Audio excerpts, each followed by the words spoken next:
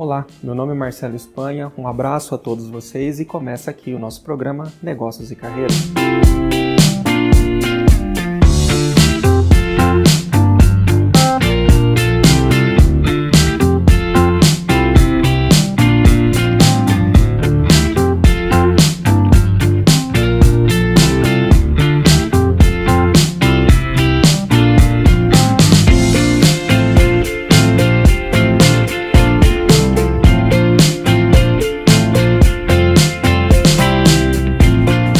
Dando sequência ao nosso programa da semana passada, né? Daremos início agora à segunda parte da nossa entrevista com o nosso querido Douglas Camilo e o nosso ilustríssimo Orlando Pavani. Lembrando a vocês todos, Galante Design está cuidando das nossas mídias sociais hoje, fazendo a nossa live e divulgando a nossa página Negócios e Carreira. Se você tem um negócio, se você quiser investir em mídias sociais, fale com o André no New Tower Plaza, 16º andar, sala 1604. Vamos à nossa segunda parte da entrevista. Olá, gente. Mais uma vez estamos aqui com o Orlando Pavani e Douglas Camilo. Vamos para a segunda parte, então, da entrevista. A primeira foi um sucesso, né? O pessoal comentou bastante nas redes sociais. Agora vamos para a segunda parte. Eu gostaria aqui, Pavani, de começar essa entrevista com você falando da relevância da experiência. Qual que é a relevância da experiência dentro das organizações? É tudo hoje a experiência, cara. Eu dou uma... veja, é um negócio sério, né? É legal de contar esse exemplo, né? Até então, o professor do século passado, ele dava uma aula e recebia honorário pela aula que dava. Eu dou aula numa universidade em São Paulo que é completamente diferente. Eu ganho salário conforme a avaliação do aluno. Presta atenção. Então funciona assim, eu dou minha aula, no final da aula é perguntada uma avaliação assim, ó, você indicaria essa aula para quem você ama? E o aluno tem que responder de 1 a 10. 1 não indicaria de jeito nenhum, 10 indicaria com certeza. Se minha média for entre 9 e 10, meu salário é show. Se minha média for entre 7 e 9, o salário não é show. E se minha média for menor que 7, 3 vezes consecutivas, eu não dou mais aula. Isso significa o quê? O conhecimento que eu acumulei não substituirá a experiência do aluno. Eu preciso performar diante do aluno. O meu conhecimento não é experiência, é conhecimento acumulado. A experiência da jornada desse aluno é que vale. E vale dinheiro isso. Vale dinheiro isso. Agora, o professor do século passado quer dar aula dele, quer receber o dinheiro dele. E o raciocínio dele é: eu trabalhei. Acostume-se. Trabalhar sem resultado é a mesma coisa que não trabalhar. E essa experiência nós temos que viver. Os professores que são mal avaliados, 7 a 9 não é mal avaliado. Mas nessa história, vai ganhar menos. A escola sugere que eles assistam aula de professores performáticos. E eles ficam bravinhos. Por que eles ficam bravinhos? Porque eles não assumem que não são performáticos. Quem é o aluno para me avaliar? Ele é seu cliente. É ele que tem que gostar da sua aula. Ponto. Acabou. Ele é o que paga a mensalidade. É ele que precisa gostar da sua aula. E se ele não gostar da sua aula, você não vai ganhar bem. Simples assim. Simples assim. Isso é valorizar a experiência. O professor tem que ir na faculdade para dar um show. E não para dar uma aula. Concordo. Entendeu? Porque senão nem ele assistiria a aula dele. Então, seguindo essa mesma linha de raciocínio nossa da experiência, Douglas, eu queria fazer uma pergunta para você. Preciso fazer essa pergunta porque nós pegamos muito isso, né, das empresas onde a gente visita, onde a gente impõe o nosso trabalho. Comunicação interna. Nossa. Isso é um problema sério, porque hoje mesmo eu já visitei empresas que têm esse problema de comunicação interna. O que o empresário hoje, que está nos ouvindo, está nos vendo aqui pela TV, pode fazer para melhorar essa comunicação interna? Uma ótima pergunta. A crise da comunicação, pra você ter uma ideia, vamos voltar um pouquinho no tempo. Você falou do pensamento da pessoa, do modelo mental do século passado. Eu vou voltar um pouquinho mais. E um pouquinho mais, um pouquinho mais. Adão e Eva, pronto, voltei. Nossa, voltei um pouquinho na comunicação. Aí eu vou falar de feedback, prestação. Cara, só Adão e Eva dá uma aula de gestão de pessoas. Comunicação, vamos lá. Normas e regras. Todo profissional tem que saber que existem normas e regras e limite. Deus constituiu no jardim, Deus colocou no jardim duas árvores no centro do jardim, a árvore do conhecimento do bem e do mal e a árvore da vida. E disse que para o líder, para o gestor, para o empreendedor, que era Adão, que ele podia fazer tudo menos mexer ali, né? E ele deveria se comunicar, e ele também tinha a submissão a Eva, que era assistente dele, que era a adjuntora dele, que trabalhava sobre o mesmo propósito, sobre a mesma missão. E aí vem a interferência do outro elemento, que é a serpente, que fala, isso se você fizer não tem problema nenhum. E aí vem uma outra coisa, a dúvida, será que o que me disse é verdade? O outro fala uma coisa diferente. Então o primeiro passo para uma boa comunicação, é as pessoas dentro da empresa saber quem é que está com autoridade com a palavra. Não é? Então se o empresário ele tem uma característica íntegra, depois é legal você explicar aquela ideia da honestidade, okay. se a pessoa, você sabe, aquela parte da honestidade. Então se o empresário ele tem uma característica de honestidade, ele fala assim, eu dei a minha palavra para você. Então não tem nada que vai atrapalhar isso. Então a comunicação, o problema da comunicação é desde a época do Jardim do Éden, onde Eva não acreditou ou não compreendeu totalmente na palavra de Adão. Segundo, quando veio a prestação de conta, Deus cobra o líder. Então a tua empresa, como o Pavani disse aqui, você é o responsável. Então, quem será cobrado? Eu, como um empresário, serei cobrado pelo Ministério do Trabalho, pela Receita Federal. Não adianta falar que foi o meu funcionário incompetente que fez alguma coisa. Não, eu vou ter que responder por isso. Então, a cobrança sempre será do gestor, do líder, do empreendedor. Quando Eva é confrontada, quando Adão vai prestar conta, Adão fala assim, mas não fui eu, foi ela. É a transferência da responsabilidade. Por que Deus ainda conversou com Eva? Porque Eva e Adão é uma só pessoa, é uma só entendimento. Por isso que Deus falou com Eva. E aí a Eva fala assim, mas foi a serpente. Ou seja, toda vez que existe um problema de comunicação, um transfere para o outro. Ninguém bate no peito, fui eu, o incompetente. Adão deveria ter falado, fui eu que não prestei atenção, eu que não treinei, eu que não fiz avaliação de experiência e desempenho. Né? Eu que não é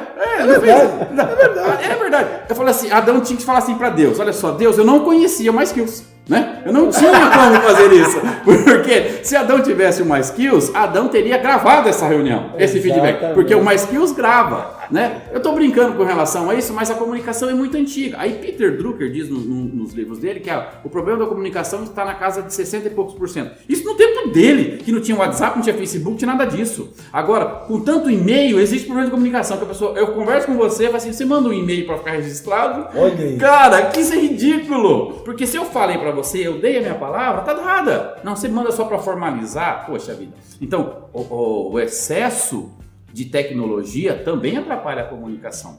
Né? Então, quando a gente começa a organizar esses fatores, e para encerrar só essa explicação aqui, eu gosto muito dessa frase, o Luciano traz muito essa frase para mim periodicamente, onde que o Daniel Goleman diz o seguinte, o excesso de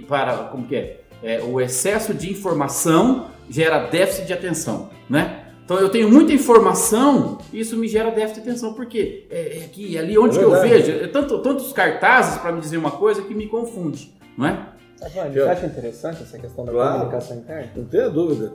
Esse negócio de informação é legal. Tartaruga que tem 2 donos foge. Tartaruga que tem 2 donos foge. Porque cada um passa para o outro a responsabilidade de cuidar da tartaruga, ninguém cuida e ela foge. E é tartaruga, devagarzinho ela agora. Não é? Eu acho que a comunicação ela é fundamental. E as pessoas não sabem fazer isso. Eu vejo cada vez com mais recorrência o diálogo em casa não existe. Não consegue conversar, pai e filho, olhando no olho assim, olhando no olho, nós estamos olhando aqui, não consegue. Eu conheço pessoas que não conseguem olhar na cara do outro. Meu Deus. Eu olho assim, ele vira assim, ele não consegue olhar. Essa pessoa não vai se comunicar de outra forma, porque ela não consegue se comunicar nem com ela mesma direito. Então é um problema, é uma competência. Comunicação é uma competência que algumas pessoas não têm. Concordo. Gente, presta muita atenção nessa pergunta que eu vou fazer ao Pavani. Agora o Douglas vai complementar depois. Eu assisti o teu vídeo do Olho de Tigre da questão do tentar. Prestem bem atenção, você que está nos assistindo, essa palavra tentar. Pavani, eu aprendi a tirar da minha vida a palavra tentar. Que legal. Né? Através do seu vídeo, quem me passou foi o Douglas. Né? Ele falou até pra gente. É meta de estudo. Explica pra de ele como estudo. funciona. Não, ele me passou método de estudo, fiz uma redação sobre isso. Teve que fazer redação. Porque aqui as coisas funcionam como uma empresa que tem que ser bem estruturada. Enfim, a palavra tentar. Explica para o nosso público que está assistindo por que nós precisamos tirar esse verbo tentar da nossa vida. Vou explicar. Verbo, para você que está me assistindo, é uma palavra que representa uma atitude, certo? Então dá para representar. Verbo é um verbo, representa uma ação. Então dá para representar o verbo cantar? Dá. Correr? Dá. Gritar? Dá. Cantar? Dá.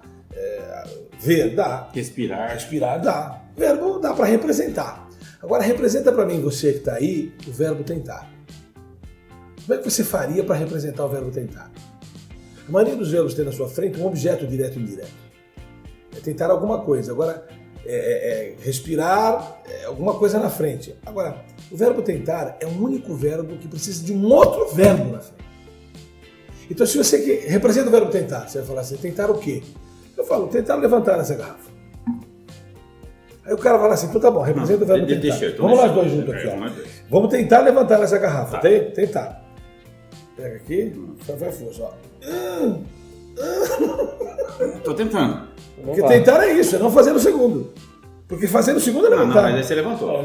Só tentar. Só pra você tentar. Percebem, você já entendeu. O verbo tentar é o verbo mais inócuo da língua portuguesa. Tentar perdoar. É não perdoar. Não perdoar. Tentar chegar na hora. É não chegar na hora. Não chegou.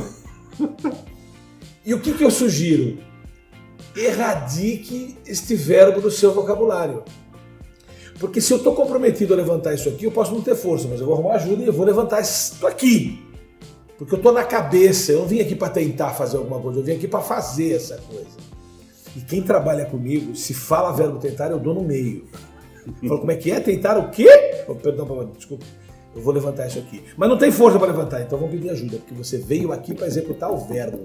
Porque quando a gente tenta, a gente se perdoa e fala assim, pelo menos eu tentei. E te dá uma sensação de perdão, só dizer, eu tentei, elimine, erradique. Isso é duro, porque não foi fácil. Quando eu aprendi isso aí, eu falei assim, como dói, como dói. Porque, percebe, tentar levantar isso aqui. Faz força. Geme, né? Faz força. Faz um teatro. Dá para os outros a sensação de que você está fazendo força, mas não vai chegar lá. Erradique esse verbo do seu vocabulário. Pessoal, a palavra crise em mandarim se escreve com 2 ideogramas. Um ideograma junto com outro ideograma. São aquelas figurinhas que tem para se escrever em mandarim. Então, se você pedir para ele, escreve a palavra crise. Ele não sabe escrever crise do jeito que a gente escreve. E ele escreve crise assim. Um ideograma, ele sozinho significa perigo. E o outro ideograma, sozinho, significa oportunidade. Para escrever crise, eles juntam esses 2 ideogramas. Isso é crise para eles. Então, crise, meu querido, é um ambiente perigoso, que sempre existiu. E um ambiente de oportunidade, que sempre existiu também. O problema é que você só foca no problema, não foca na oportunidade. Esse momento aqui, especificamente, impressionante, cara, como eu vejo cada vez mais, num ambiente tétrico, tem gente que prospera. E tem gente que fracassa, no mesmo ambiente. Exatamente. Então a crise está dentro da sua cabeça. Não existe crise. A questão é, você vai ter que trabalhar mais? Vai ter que trabalhar mais. Você vai ter que dormir menos? Você vai ter que dormir menos. Você vai ter que aprender a descansar em menos tempo? Vai ter que aprender a descansar em menos tempo. Vai ter que estudar mais? Muito mais.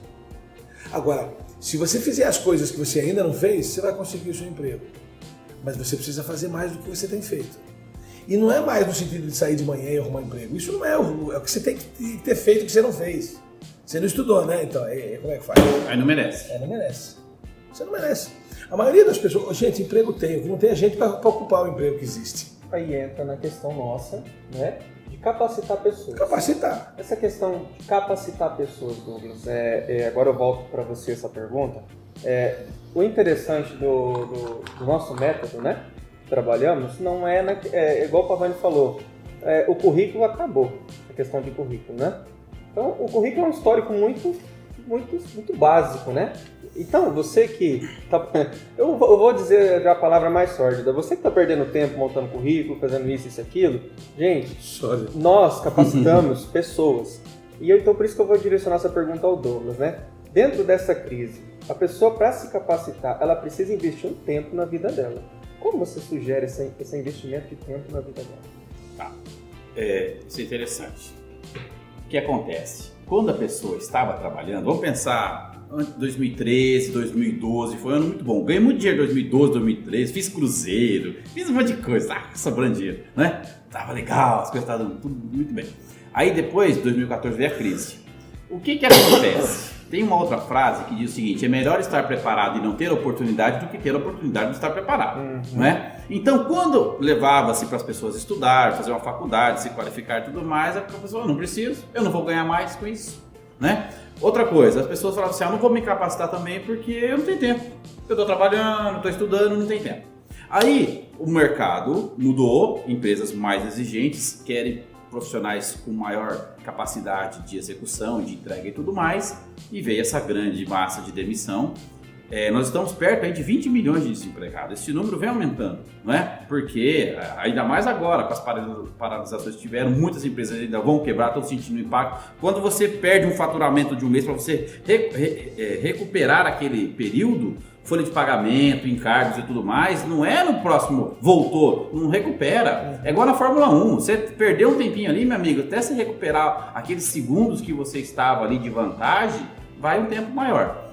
Então, o que acontece? Você que está desempregado, você reclama de duas coisas. A primeira é que você não tem trabalho. Você chegar e falando que você precisa de dinheiro, que você tem família, que você está passando dificuldade, isso não motiva ninguém a te contratar. Não é o que vai me motivar se eu chegar e falar, eu tô ferrado, dá um emprego para mim. Não é? Porque você vai ficar com dó de mim. Aí é legal falar da questão do empresário e blindar a questão emocional. Agora, quando eu apresento as minhas competências, trazendo para a Bíblia, José do Egito, na prisão, tinha dons e talentos. Né? Ele resolvia problema de presidiário, quem resolve problema de presidiário, resolve o problema do faraó. E aí, quando você resolve o problema do faraó, você é promovido. Então, se você está desempregado e não foi qualificado, você tem a oportunidade de se qualificar agora que está desempregado. Não é? Você precisa, nesse momento, mudar a tua atitude e se qualificar. Afiar o facão. Porque na hora que o mercado fala assim, eu preciso de alguém que saiba fazer atendimento ao cliente, trabalho em equipe, comunicação e liderança, a pessoa está pronta. Deixa eu falar uma coisa que eu lembrei aqui agora, interessante. Eu ouço muito as pessoas dizendo para mim assim, não tenho tempo. Então deixa eu dizer uma coisa também. Elimine esse troço do seu vocabulário também, porque todo mundo tem 24 horas por dia. Eu, ele, cada um aqui que está nos assistindo tem 24 horas por dia. E se eu consigo fazer coisas que você não consegue, é uma questão de prioridade. Então começa a dizer assim, ao invés de dizer não tive tempo, diz assim, não priorizei o meu tempo para isso. Porque quando você diz não tive tempo, a culpa é dos outros. Agora, quando você diz que não priorizei o meu tempo para isso, a culpa é sua. Então, se você trabalha de manhã e não quer estudar à noite, você não priorizou o seu tempo à noite para estudar. Aí você fala assim, mas não tenho dinheiro para estudar. Desculpe, meu querido, tem muita coisa gratuita, muita coisa gratuita para você acessar. Muito. Isso aqui é gratuito, Isso aqui é gratuito. Se você quiser, faz lá, é gratuito, não custa nada. E aí fala, mas eu não tenho tempo. Você não priorizou o seu tempo para fazer isso. Porque tempo você tem. Todos nós temos. Então, ninguém tem 1 minuto a mais, nem 1 minuto a menos da vida. Todo mundo tem 24 horas por dia. Então nós temos tempo. Claro que tem. É reorganizar o modelo mental. É só uma questão de prioridade. Você continua querendo jogar bolinha no final de semana? Tem que estudar, meu irmão. Tem que parar com a bolinha. Eu sempre ouço bastante comentários sobre isso. A gente arruma tempo para tudo, né? Menos para duas coisas. Estudar e um tempo para Deus.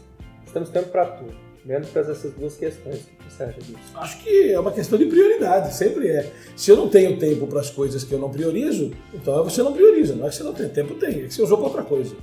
Você usou para outra coisa. E assume que você usou para outra coisa. Você só abre mão de alguma coisa para fazer o que fosse prioridade. É que você não prioriza. Nem Deus, nem estudo.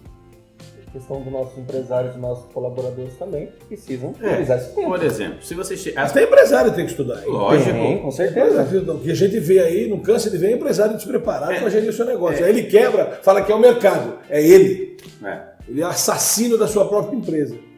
O empresário que... Porque aí depois você fala do doninho, é legal você falar O do doninho. doninho. Por que o doninho não estuda, não participa? Porque ele é doninho. Explica essa ideia do doninho. Quem que é o doninho?